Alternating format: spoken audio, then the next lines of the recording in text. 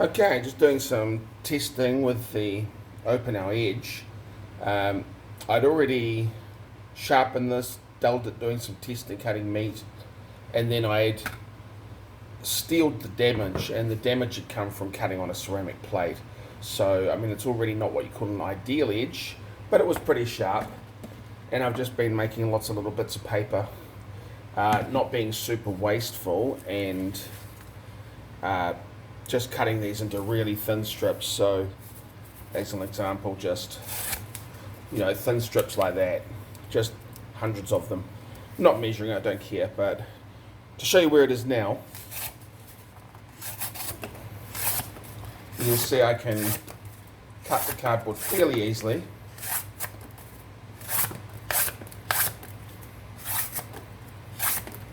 Not really too hard. And this is what I've been doing, just cutting lots and lots of cardboard into small strips like this. And really this is more a demonstration of geometry versus the steel being amazing or not, but it is good steel, whatever it is. But it's not even remotely sharp anymore. We'll try this. I'm just going to support it in my fingers, I'm in frame, see if it can cut anything.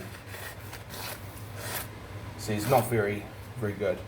So, I mean, one of the main things trying to point out is even if a basic steel does go dull or wear from cardboard, that's only a problem if you're putting really thick geometries on your knife that are not good for cutting.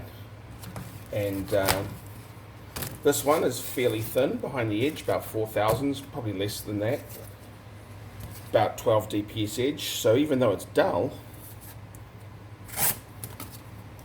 cuts no problem. Not as good as when it was sharp.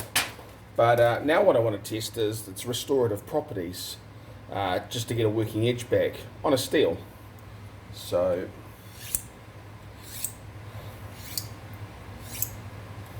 that's got to lean on that side, I can feel it. There we go, not too long. Let's try that out. Still not at perfect edge, but you can see it's cutting a lot better than before from that little bit of effort. And now this is infinitely easier cutting than before.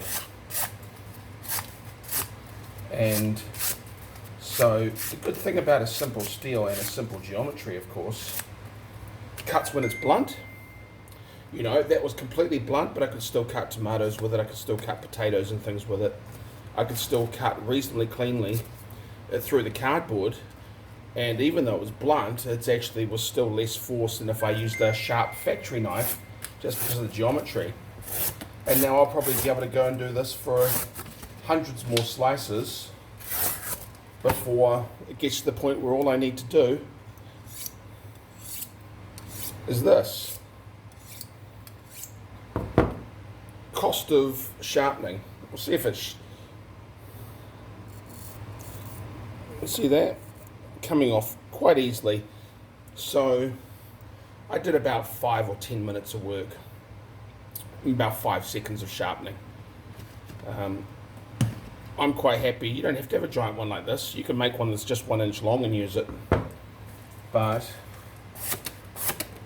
it's a good example of, one, geometry cuts when it's blunt, quite often better than a sharp knife with poor geometry, which is what most factory knives are to me.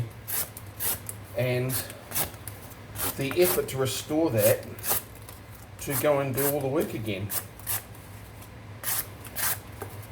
And this is much, much easier. You may or may not be able to tell compared to when it was blunt. But that blunt one was cutting better than brand new knives that were thicker.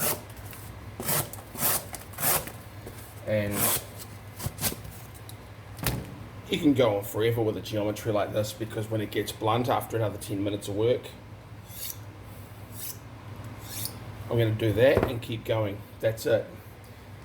Keep going all day. And then after a few days of that or a week of that, maybe I'll do a full sharpen and restore the good steel on the edge, getting rid of the fatigued edge from the honing, and to do that on this knife takes about 25-30 seconds. So you're not talking about a lot of sharpening per week to maintain a knife like this. And boy, does it decimate this stuff. Everyone should get a knife like this just to play with and experiment, because they're so cheap. You can just grind and grind and grind, try different geometries. A lot of fun.